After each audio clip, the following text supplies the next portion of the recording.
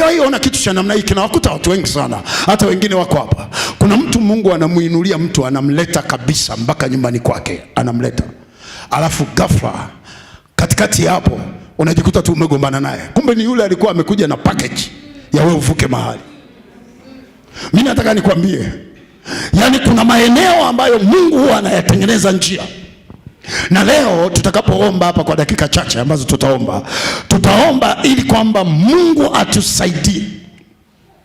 Kuna watu waliowaleta kwetu tuliwasukuma mbali, na kuna wakati umefika ukajuta, ukasema yani ningejua, light ningelijua, yani kumbe huyu angenipeleka Dubai, kumbe huyu angenipeleka mahali, kumbe huyu angenivusha mahali.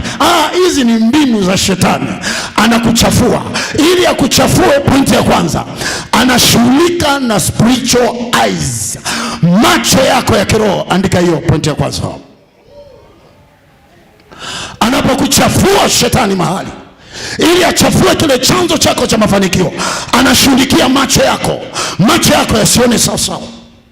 Unaona lakini hauoni sawa sawa.